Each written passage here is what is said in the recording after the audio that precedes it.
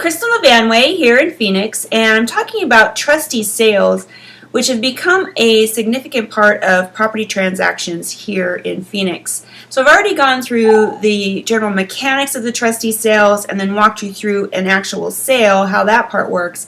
And now I want to talk to you a little bit about who's buying at the trustee sales and some of the risks involved. Let me just start off by saying that anybody can purchase a home at the trustee sale. It's a public auction, and if you have the means to purchase the homes, you can go down there and put a bid in. The means, though, is mostly cash. Remember, you need to put $10,000 bond on the spot in certified funds, non-refundable, and then come up with a balance by 5 p.m. the next business day. So it's cash on the spot, and that does take out a lot of buyers right there.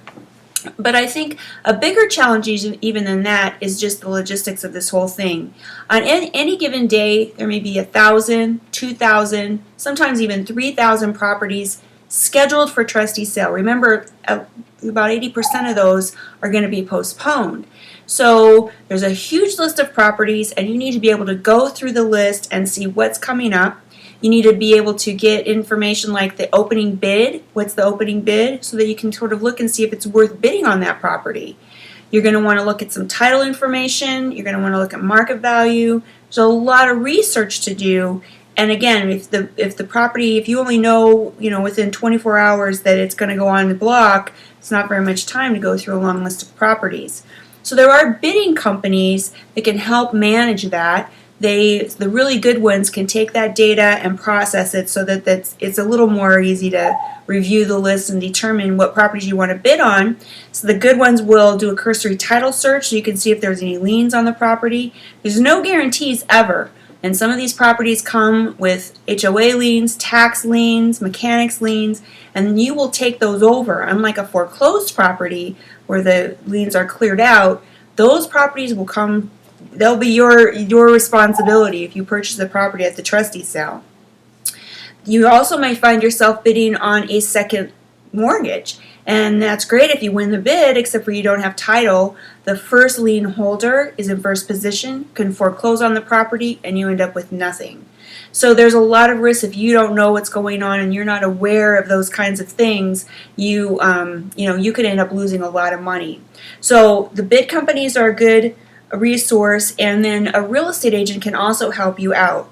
The bid company that I talk to, infoclosure.com, they always recommend that you use a real estate agent to help go through that property list and decide which properties are worth putting a bid on. So there's a lot of risks involved, but there are people who are buying the properties at auction. A lot of them are investors. There's a very small percentage of end users, people who are buying the homes to live in them. To be very honest with you, let's just say there's a home down the street that you love and you're interested in buying at the auction. It's really difficult to buy one particular home at the auction. That particular property can be postponed a number of times before it goes up for bid. And when it finally does go up for bid, the opening bid may be well above market value. So there's no point.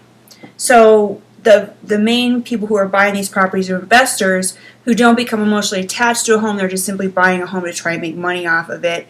And many times they're buying the homes and then flipping them. That is, they're listing them immediately on the MLS and trying to sell them immediately and getting their money back out, making a few bucks here and there. So those are the people who are buying the majority of the homes that are sold.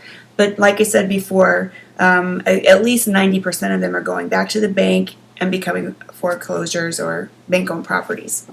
So that's kind of, in a nutshell, how this whole trustee sale works. There's a lot more to it than this, and if you'd like to chat more, I'd love to hear from you. Just shoot me an email at kristen@hereinphoenix.com if you've got questions or comments. I'd love to help you out if I can, and as always, I'd love to hear from you. So send me an email and make it a great day.